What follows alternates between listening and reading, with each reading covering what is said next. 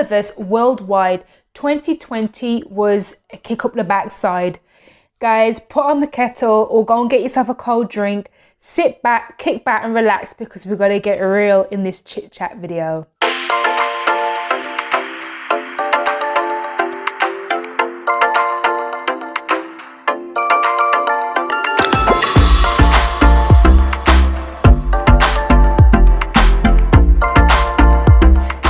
Wagwan, it's your girl Tamar, also known as Unique Tay. Welcome back to my channel.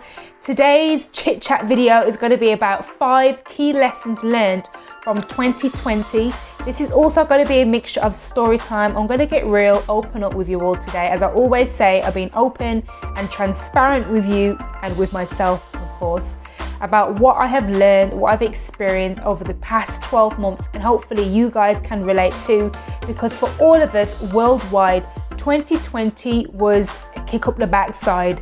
Let's just say that the big C came in and just stripped away our energy, our hopes that we had wanting to destine for 2020, and so many things just turned upside down for us. So if you like this video or you like this channel, don't forget to hit the subscribe button and give it a thumbs up too.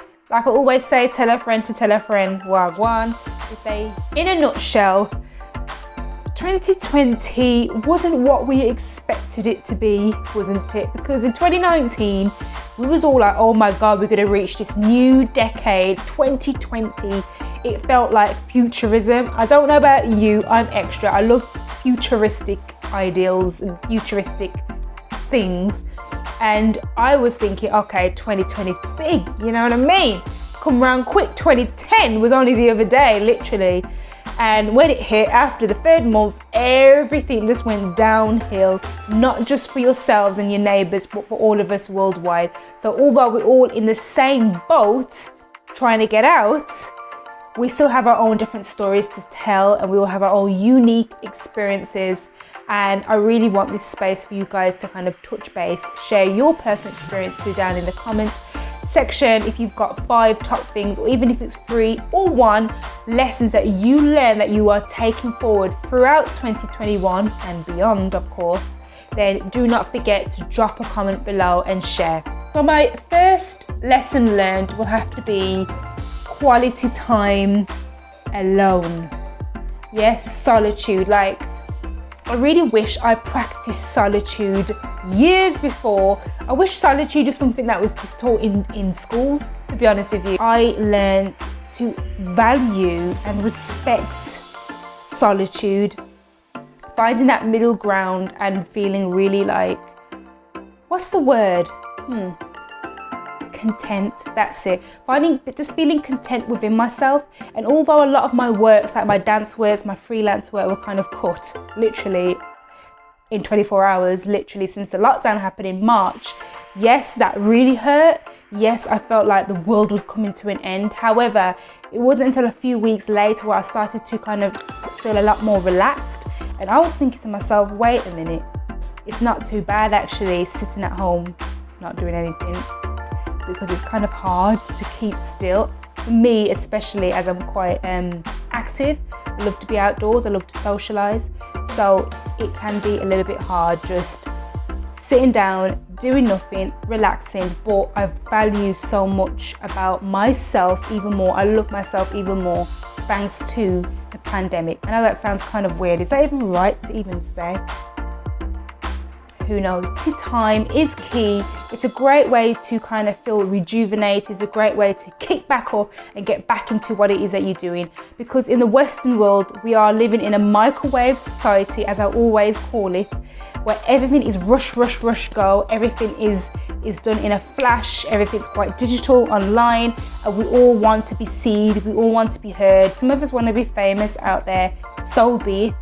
But it's like we need to go straight back to basics and just take it easy, take it slow. Don't be afraid to say no to whatever is not serving you right.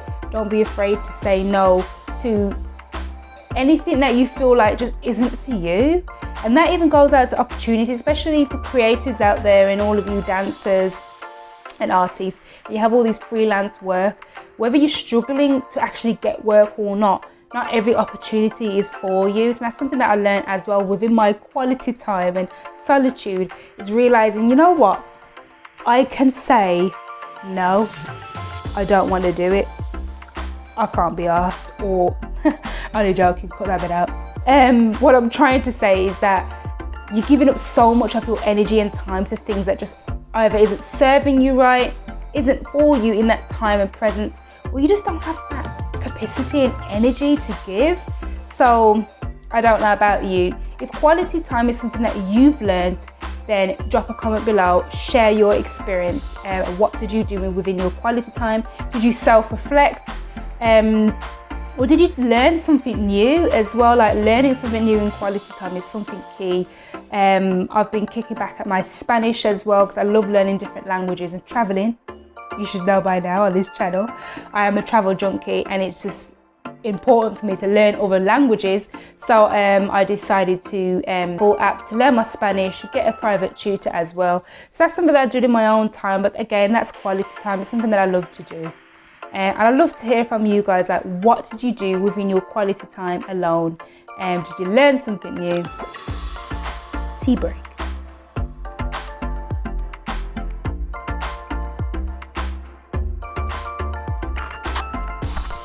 Learn number 2, which is a bit of a total contradiction to number 1, but number 2 is me valuing community and just socializing. We are social beings by nature, okay? We are not here to be on this planet to live alone, be alone, do the things that we want to do alone, locked away in a dungeon.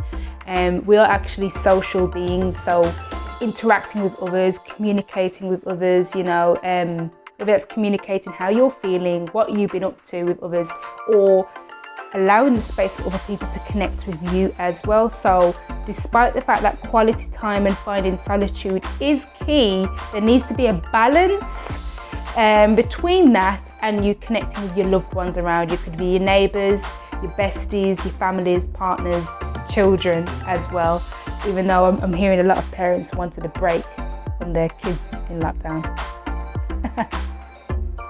For me, there was days that went by where I just kind of cut everybody out, you know, and just decided that I just don't want to know. I went through quite a lot of grief in 2020, and that's not just to do with the pandemic. To be honest with you, most of it isn't to do with the pandemic at all for me. Even though this video touches on about the lockdown and the reflection through that, regardless of the lockdown and the worldly pandemics that we've experienced, we still go through our livelihoods, trials and tribulations. And for me, I did go through quite a bit of grief and traumatizing experiences, a lot of letdowns and successes too.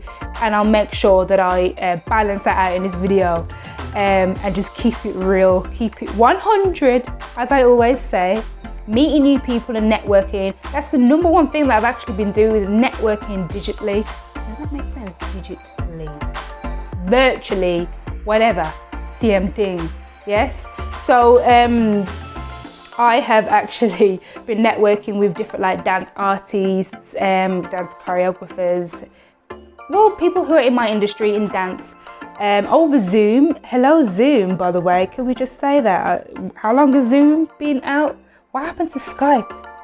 Just saying. But yeah, so, okay, so number 1, quality time alone, finding solitude. But number 2, you need that balance and just connecting with your community around you and staying up to date. So number 3 for me was detox, like detoxing everything, literally, like at a mental level. Like, there was just so many hurt and pain and experiences and flashbacks just fluttering around in my mind, and I just needed to detox it. Like, being outdoors and going for walks and stuff, especially during summer last year, was very accessible. The sunshine was here. Now it's actually snowing, and ain't nobody got time for that, being back outdoors right now. Detoxing my mind of just all those thoughts and experiences happening, and I was actually panicking. The pandemic at the start, I don't actually feel that way anymore. Now I'm a little bit relaxed and laid back, and who knows what the future holds, especially with the lockdown and social distancing. Just feeling like I had to keep up in some way, in some capacity. And it can be really hard, and it's just like, wait a minute, like I cannot be living my life trying to please others, trying to keep up with everybody else, trying to be seen and heard. Really, that's just not my purpose at all. You know, you want to be the best you can be, but you just need to be you don't need to be so hard on yourself. And for me, it was just like I need to really detox and take a step back from so many people. That includes, well, people, number one, and work, and saying no, like I mentioned earlier, number 1 and 2. So I think, I don't know about you, but for me, I'm a workaholic, number 1. Sometimes I can be a bit of a people's pleaser, and I don't really care that I'm saying it. I'm saying it out loud, you know, I can be. Not in the sense where I'm kissing people's backside, people's pleaser. I mean, like, I generally like to see the good in others. I generally like to give. I'm quite nurturing and caring in so many different ways, and not just with family or friends, but even like when it comes to work-related tasks that I'm doing. I just like to give, and this year I realized that I give more than I'm able or capable of giving, to the point where I'm exhausted, mentally, physically exhausted, and to the point where a part of me started to develop resentment towards some people because I didn't feel like I was getting the same level of support or giving nature back. So for me, I just had to kind of detox it a little bit and trying to let go of that underlying resentment, or feeling like I'm not enough if I'm giving and nobody's giving back. It's almost, this is totally unpopular opinion that I'm sharing with you all. You could have totally different 5 top lessons learned or 20 top lessons learned from 2020. There's no right or wrong. Like I said, everyone is in the same boat with the experiences that we've shared. However, we have unique experiences within, like, sub-experiences, so it's very different. And with me, definitely the detoxing was definitely key, and I'm still doing that now. I'm still learning now. Gotta say it now. Yes. So yeah, 2020. In a nutshell, really, like, good and bad. Let's just be honest with yourself. Good and bad. I went through a lot of grief, ups and downs, family, friends, heartaches. Got a new job, which obviously is a bonus side of things. I didn't manage to fully commit all of my dance projects and events and workshops I had planned because of the big C that got in the way. So the dancing is pretty much 50-50. I missed the studio, getting back into the studio and training, dancing and planning, all those creative things that I love to do. And then finally I got into investing as well, because I really want to improve my financial literacy, my knowledge around finances, my relationship with money. That's something that I've just finally, like, taken a lot more seriously to the next step. So yeah, 2020 is a bit of a mishmash of things. It's not linear at all, and those 12 months just went right past me. Number 4 is health. Your health is your wealth. Your health is your wealth. Like, taking care of your health, it should not feel like a task. It should not be coming second. It should come first, okay? There's no excuses. Like, I did everything I can to intentionally prolong my health, should I say, my life, in so many ways. Like, obviously when it comes to eating habits, I somehow, like in the lockdown especially, just eating on whatever is in the cupboard, whatever's in the fridge. And I just love going to the supermarket, like Aldi, obviously is my number 1. Journaling, I mean, I've always loved writing, but even more, journaling as well during a pandemic was number 1. And going out for walks. I mean, guys, as much active as I am, and even though I am a dancer, I don't like running around in the park or running up and down the street. I'd rather walk. I can walk a couple of laps than run. I don't know about you. But what did you do to improve your health in 2020? That's physically, mentally, through eating habits, any kind of way that you do to improve your health. And then number 5 is time.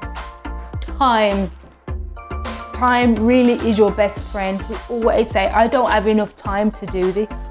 I don't have enough time to do that. Right, listen, time comes and goes. Time is not waiting for anybody. It's not waiting for you. It's not waiting for me. It's not waiting for we. Yes, time is just as it is. You have got to be present, live in the moment, take each day as it comes. Everything happens for a reason. Whatever fabulous thing that, falls right onto your doorstep in that given time, I believe it's God's plan. But for me, realizing that, you know what, I have more than enough time to do whatever it is I want to do, need to do, destined to do or be.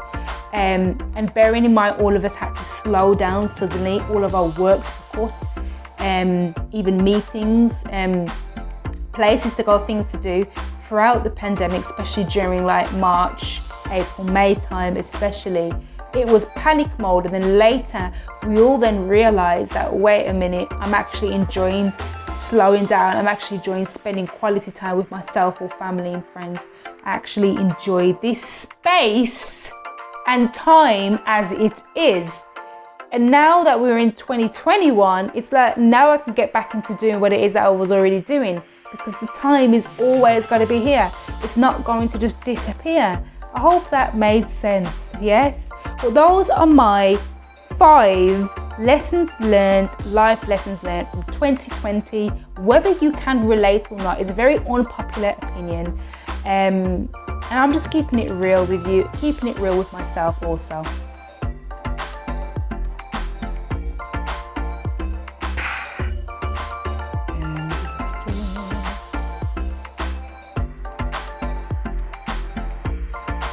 So guys, if you like this video and you like this channel, then don't forget to do what we YouTubers always say to do, is hit that subscribe button, give it a thumbs up,